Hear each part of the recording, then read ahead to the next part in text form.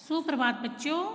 आज हम कक्षा 5 विषय हिंदी का पाठ 13 किताबें इसका अभ्यास कार्य करेंगे।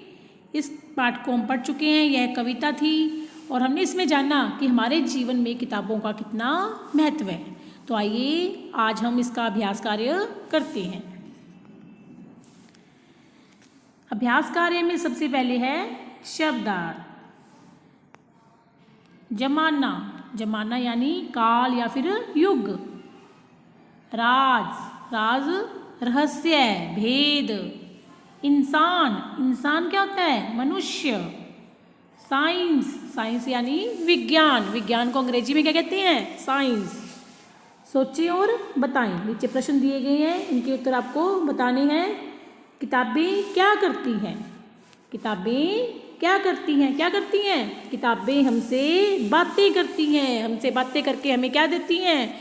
ज्ञान देती हैं। तो क्या इसका उत्तर क्या आएगा? किताबें हमसे बातें करके हमें ज्ञान देती हैं। किताबें किन किन की बातें करती हैं? किताबें बीते ज़माने की, दुनिया की, इंसानों की, आज की, कल की, खुशी की, जीत की, हार की, सभी प्रकार की बातें जो है वो किताबें करती हैं। किताबें क्या करना चाहती हैं? किताबें हमसे बातें करना और हमारे पास रहना चाहती हैं। क्या चाहती हैं? किताबें हमसे बातें करना चाहती हैं और हमारे पास रहना चाहती हैं। आगे है रिक्त स्थानों की पूर्ति करें। किताबें क्या आएगा इसमें? चाहती हैं। किताबें कुछ कहना चाहती हैं। क्या आएगा? कुछ कहना। इस रिक्त स्थान में क्या आएगा? कुछ कहना। किताबों में किसकी आवाज़ है? साइंस की। क्या आ जाएगा इसमें? साइंस। साइंस यानी विज्ञान, है ना। किताबों में साइंस की आवाज़ है। किताबों में किसकी भरमार है? ज्ञान की। किताबों में ज्ञान ही ज्ञान भरा हुआ है। तो किसकी भरमार है? ज्ञान की। किताबों में ज्ञान की भरमार है। आगे है प्रश्न है आगे, किताबों में किसका राज है? किताबों में किसका राज है? तो किसका राज है? रॉकेट का, अर्थात अंतरिक्ष का राज है। किताबों में अंतरिक्ष का राज है। किताबों से तुम्हें किन किन बातों की जानकारी मिलती है? किताबों से हमें इतिहास की, अंतरिक्ष की, विज्ञान की, भविष्य की, मनुष्य के एक एक पल की, रोज होने वाले कामों की, सभी की जानकारी जो है हमें वो किताबों से मिलती है। इस प्रकृति के बारे में, है ना, खेती के बारे में और परियों के किस्से, सभी प्रकार की जानकारी जो हमें किससे मिलती है? किताबों से मिलती है। किताबें जमाने की और इंसानों की बातें कैसे करती हैं?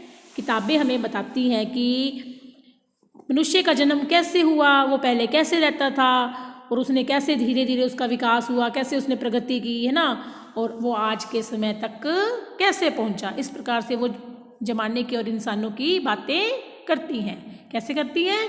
कि किताबें हमें बताती हैं कि कैसे इंसान का जन्म हुआ और कैसे उसने विकास किया और कैसे इंसान प्रगति करता हुआ आज के समय तक पहुंचा। यदि किताबें नहीं होती तो क्या होता? यदि किताबें नहीं होती तो हमें किसी भी प्रकार का कोई भी ज्ञान प्राप्त नहीं होता। हम जो पुराना ज्ञान है, हमारी पीढ़ियों का, हमारे पूर्वजों का जो ज्ञान है वो हम तक नहीं पहुंचता। हमें यह भी ना पता लगता कि हमारा जन्म कैसे हुआ था, पुराने समय में मनुष्य कैसे रहता था। ना ही हम किसी प्रकार का कोई भी ज्ञान प्राप्त कर सकते, ना हम साइंस के बारे में, ना इतिहास के बारे में, ना परियों के किस्सों के बारे में, किसी भी प्रकार का हम कुछ भी नहीं जान सकते और मनुष्य जाति का विकास जो है वो रुक जाता और अनेक प्रकार की जो समस्याएं हैं उनका हल निकालना कठिन हो जाता। दोबारा देखो, यदि किताबें नहीं होती तो हमें किसी भी प्रकार का कोई ज्ञान प्राप्त नहीं होता। जो हमारे पूर्वजों का ज्ञान है वो हम तक नहीं पहुंचता और हमारी जो भी आज तक हमने ज्ञान प्राप्त किया है साइंस के बारे में, इतिहास के बारे में, मनुष्य का जन्म कैसे हुआ, वो आज तक कैसे पहुंचा, किसी भी प्रकार का हमें कुछ भी नहीं पता लगता और मनुष्य जाति का विकास जो है वो रुक जाता और अनेक समस्याओं का हल निकालना कठिन हो जाता। आगे है भाषा की बात। इनकी आवाज़ को नाम दो। जैसे चिड़िया के बोलने की आवाज़ क्या कहलाती है? चहचहाट। तो ऐसे ही पत्तों के हिलने की जो आवाज है उसे क्या कहते हैं? सरसराहट।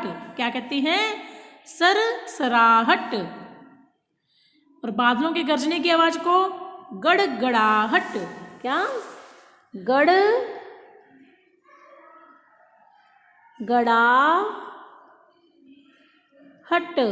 गड़गड़ाहट। नदी के बहने की आवाज को कल कल। कैसे बहती है नदी? कल कल, है ना? नदी ऐसे बहती है। अगला प्रश्न है, पाठ में फूल शब्द आया है। कौन सा शब्द आया है? फूल शब्द। फूल को सुमन, कुसुम, प्रसून आदि भी कहते हैं। कहते हैं ना? फूल को क्या कहते हैं? सुमन, कुसुम और प्रसून। इन शब्दों को समानार्थी कहते हैं, है ना? इनका भी अर्थ समान निकलता है। जैसे फूल वही अर्थ कुसुम का है, वही प्रसून का है, तो पुष्प का भी वही अर्थ है। तो ये समानार्थी शब्द कहलाते हैं। क्या कहलाते हैं ये? समानार्थी या फिर पर्यायवाची। तो आप भी नीचे लिखे शब्दों के समानार्थी शब्द लिखिए। सबसे पहले क्या है? संसार। संसार का क्या होगा? जग। क्या होगा? जग। विश्व, दुनिया। क्या आ जाएगा? जग, विश्व, दुनिया। हवा का पवन, वायु, समीर। क्या होगा? पवन, वायु, समीर। पानी का क्या होगा? जल। शाबाश। जल, नीर, वारी। ऐसे बेटा, नीर, नीर, वारी। छोटी की मात्रा आएगी, है ना? और जल आपको लिखना आता ही है। जल, जल, जल, नीर, वारी। आकाश का आसमान, नभ, गगन। क्या होगा? आसमान, नभ, गगन।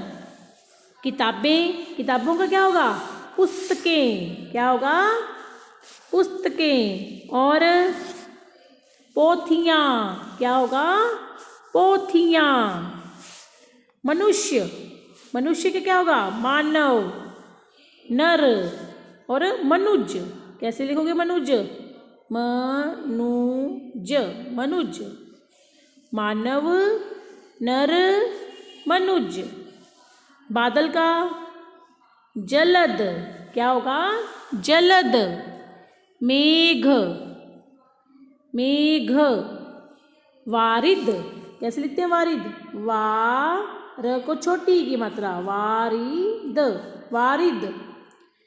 मेघ, जलद, वारिद।